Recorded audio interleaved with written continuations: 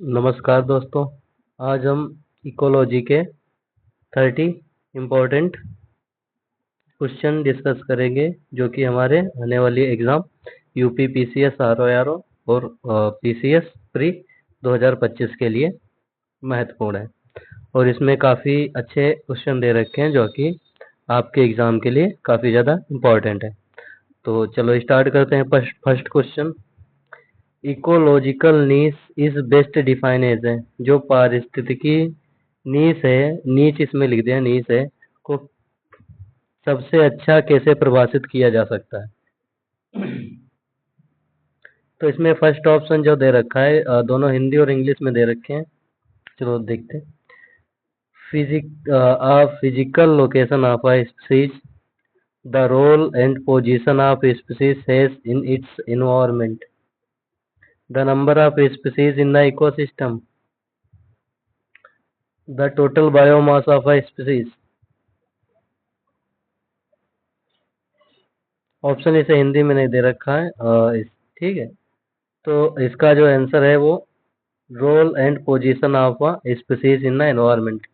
किसी स्पीसीज की स्थान या भूमिका क्या है पर्यावरण में या एनवायरनमेंट में, उस बात को डिसाइड करता है नीस।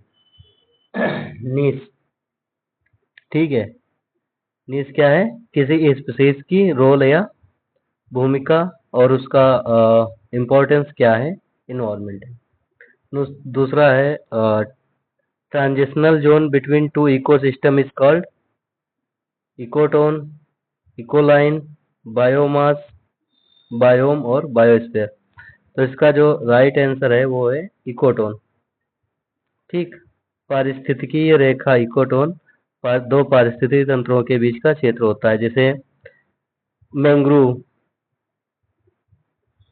मैंग्रोव दो पारिस्थितिकी तंत्रों के बीच मिलते हैं। जैसे मैंग्रोव एरिया जो होता है, जैसे एक तो फ्रेश वाटर मिलता है, दूसरी तरफ से सेलाइन वाटर मिलता है। एक तो कोस्टल इकोसिस्टम हो गया, दूसरा रिवर जो आती है। तो बीच का जो जोन होता है, जो दो इकोसिस्टम के बीच, वो कहलाता है आपका इकोटोन। ठीक है, दो इकोसिस्टम जैसे मैंग्रोव, एक तो कोस्टल ओशियन हो गया और एक हमारा जो रिवर अर्थ का इकोसिस्टम है। ठीक है, इसी तरीके से next, edge effect is commonly known as, काफी इंपॉर्टेंट है। एज इफेक्ट, इकोटोन और इकोलॉजिकल नीड्स, ये क्वेश्चन एग्जाम में काफी ज्यादा पूछे जाते हैं। एज इफेक्ट क्या है? ओशियन फ्लोर है, डीप फॉरेस्ट है, इकोटोन है या डिजर्ट है? तो इसका आंसर है इकोटोन। इकोटोन मैंने अभी बात करी थी कि जो दो इन्वायरमेंट हैं, दो इकोसिस्टम है, उनके बीच में जो एक इकोसिस्टम पाया जाता है जिसमें दोनों इकोसिस्टम के कैरेक्टरिस्टिक्स होते हैं। ठीक है, तो उसे बोलते हैं इकोटोन। एक ये इकोटोन सिस्टम हो गया, ठीक, और एक ये हो गया हमारा इकोसिस्टम। और इन दोनों के बीच मिला करके ये एक जो बनेगा ये होगा इकोटोन। ठीक है, और इस इकोटोन में देखने को मिलेगा क्या? As effect. एज इफेक्ट का मतलब होता है कि जो इस ट्रांजिशनल एरिया की बायोडायवर्सिटी होगी, ठीक है, वो इन दोनों इकोसिस्टम से ज्यादा होगी। ये ट्रांजिशनल एरिया है, इसकी बायोडायवर्सिटी दोनों इकोसिस्टम से ज्यादा होगी, तो उसे बोलते हैं एज इफेक्ट। ठीक है, जैसे मैंग्रोव में बायोडायवर्सिटी ज्यादा होती है एज कंपेयर टू जो दो इकोसिस्टम है। ठीक है, तो ये बात इसमें की गई। Edge effect is increase diversity in the boundary zone between two ecosystem habitat. ठीक, वही बात की गई है।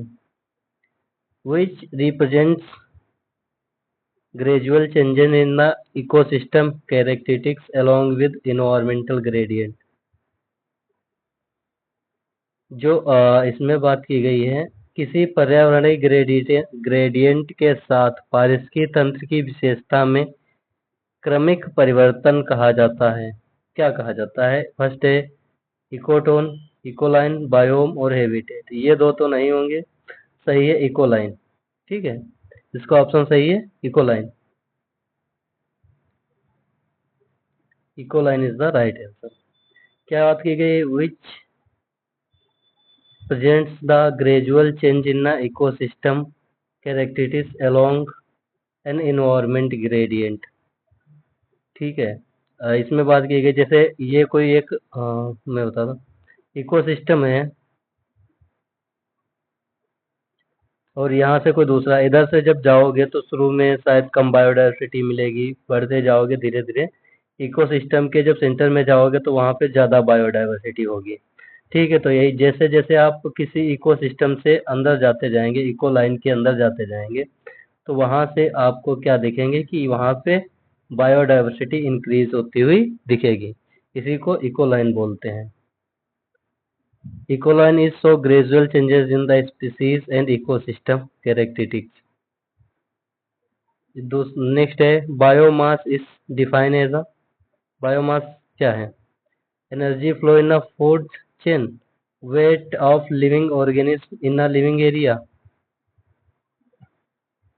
Photosynthetic rate of the plant, number of species in the area. तो यह weight of living organism in a given area में जितने लिविंग ऑर्गेनिज्म रहते हैं, ऑर्गेनिज्म, उन्हें क्या बोला जाता है? बायोमास।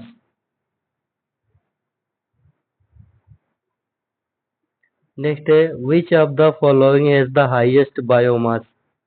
किसका सबसे ज्यादा बायोमास है? तो first ocean, ocean phytoplankton, grassland herbivores, tropical rain forest, desert shrub. तो सबसे ज्यादा जो बायोमास है वो है ट्रॉपिकल रेन फॉरेस्ट का, जो उष्ण कटिबंधीय वर्षा वन में सबसे अधिक पौधों और जीवों की मात्रा होती है। Which term refer to global sun of all ecosystem? कौन सा इसमें ग्लोबल सन है सभी इकोसिस्टम का? बायोम, बायोस्फीयर, लिथोस्फीयर और ट्रोपोस्फीयर। तो इसका सही आंसर है biosphere. Biosphere included all living organism and ecosystem of earth. ठीक है, बायोस्फीयर जो है पृथ्वी के सभी जीव और पारिस्थितिकी तंत्र आते हैं बायोस्फीयर में। Energy flow is an system in किसमें है? एक minute. Energy flow is an ecosystem is a cyclic one way reversible store.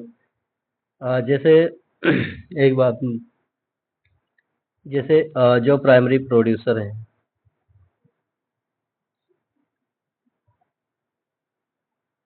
वो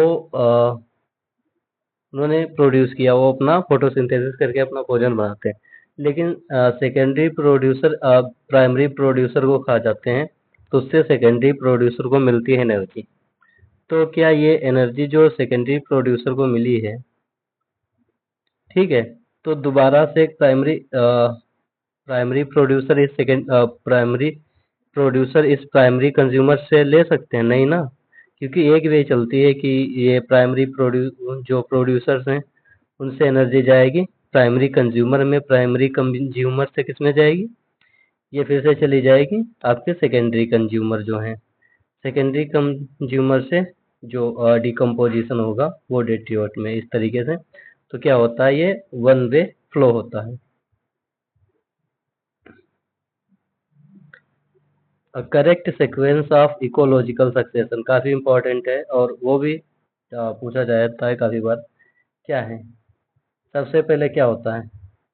क्लाइमेक्स, पायनियर और सेरल। तो सबसे पहले पायनियर एक स्पीसीज आएगी, जैसे लाइकेंस आएंगे, फिर सेरल होगा, सेरल के बाद क्लाइमेक्स होगा। ठीक है, ये है PSC.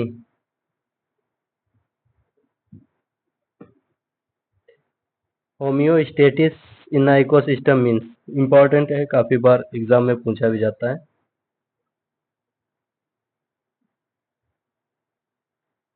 Species extinctions, stability through feedback mechanism, decrease in productivity और डिफोरेस्टेशन। कौन है homeostasis? Species stability through the feedback mechanism को ही बोलते हैं होम्योस्टेसिस। होम्योस्टेसिस।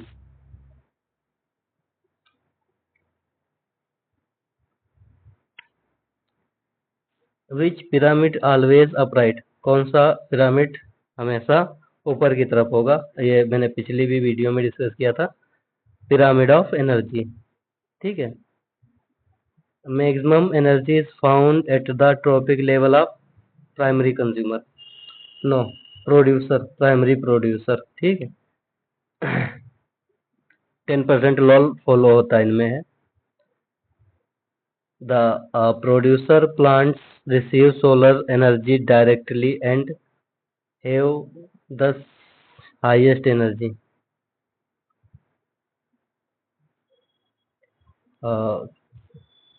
उत्पादक सूर्य से सीधे ऊर्जा प्राप्त करते हैं, इसलिए उनके पास अधिकतम ऊर्जा होती है। ठीक है। organism which first colonize barren area is called pioneer species। मैंने अभी बात करी थी पीएससी की, सबसे पहले जो आएगा पी, फिर सेरल, फिर क्लाइमेक्स, ये इस तरीके से। तो कोई बेरल लैंड पर जब पहली स्पीसीज आएगी तो उसे पायनियर स्पीसीज बोलते हैं। डिकम्पोजर कौन है? डिकम्पोजर आपके हैं बैक्टीरिया और fungi. Which of the following contribute to ecological stability? Biodiversity. ठीक है।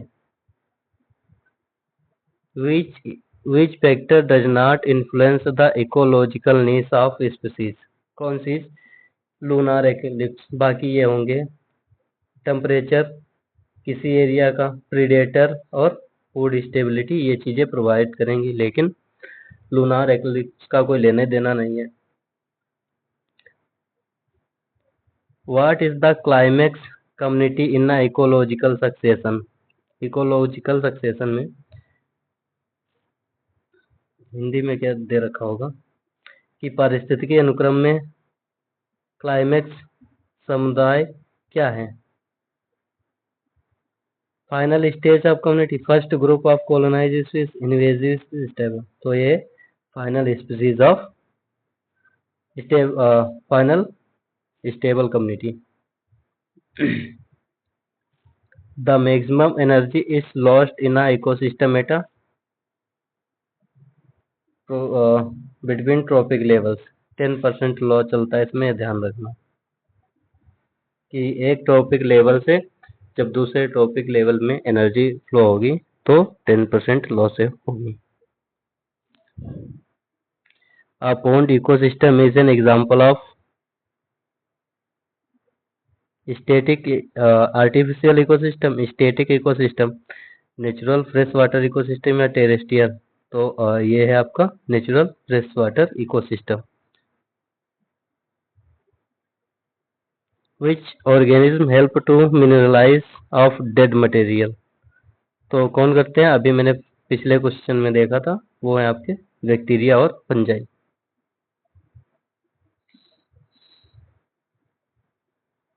Which produces helps maintain dynamic equilibrium of ecosystem?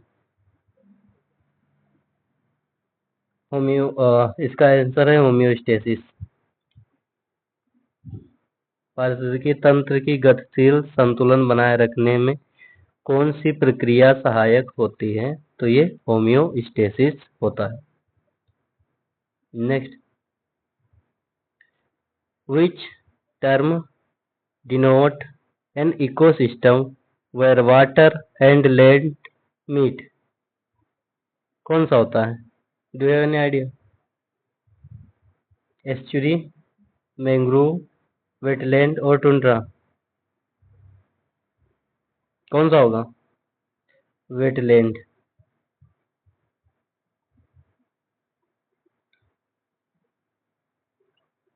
In an ecological pyramid, which one inverted in a aquatic ecosystem?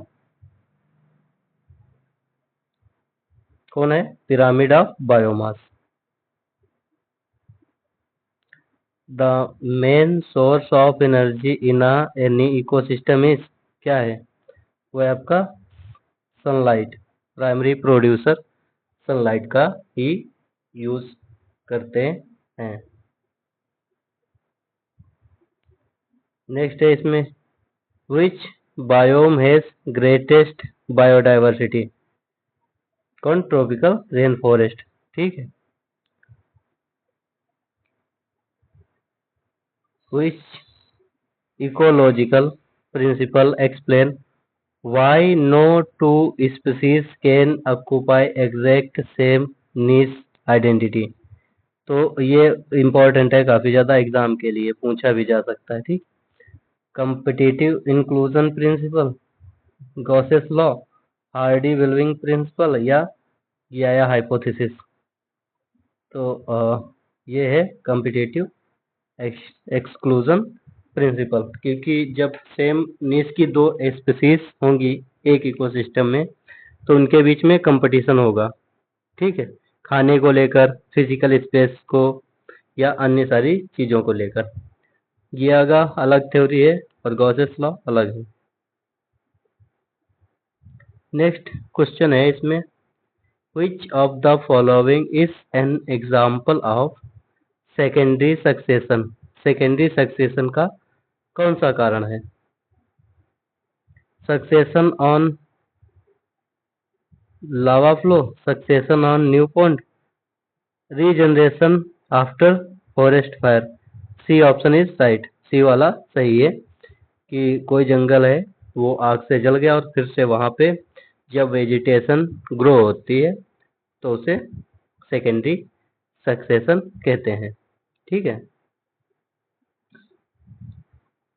Which zone of the biosphere contain the maximum biodiversity? कौन से zone में सबसे ज्यादा biodiversity होती है? तो इसका है ट्रॉपिक जोन। जो ट्रॉपिक्स होते हैं उनमें सबसे ज्यादा बायोडाइवर्सिटी होती है। नेक्स्ट है ट्रॉपिक्स। नेक्स्ट क्वेश्चन है इसमें 29th, which of the following is not a function of ecotone? Ecotone का कौन सा काम नहीं है, रोल नहीं है? ठीक है। It support more biodiversity, it act as a buffer zone, it increases as effect, decreases as effect, it shows high species interaction? इसका सही जो इसमें पूछा है रॉन्ग कौन सा है, तो इसमें जो रॉन्ग है वो है, क्योंकि इकोटोन में क्या होता है, वहाँ डिक्रीज नहीं, इस जो होता है इंक्रीज होता है एज इफेक्ट। मैंने समझाया भी था। जैसे जो हमारा वेटलैंड होता है वहां पर बर्ड्स की संख्या ज्यादा होती है, तो ये क्या है, ये एक एज इफेक्ट है। ठीक है। The largest reservoir of the carbon in a biosphere इस कौन सा है? वो है ओशियंस, अनडाउटली। पिछली में भी हमने डिस्कस किया था। ओके। ये हमारे 30 इम्पोर्टेंट क्वेश्चन थे और जो मैंने डिस्कस किए हैं। आशा करता हूँ ये वीडियो आप लोगों को पसंद आई होगी और हमसे जुड़े रहने के लिए चैनल को लाइक करें, सब्सक्राइब करें और शेयर करिए अपने दोस्तों के साथ, जिससे कि वो भी इस वीडियो का लाभ उठा सकें। चलो मिलते हैं दूसरी वीडियो में, तब तक के लिए थैंक यू फॉर वॉचिंग।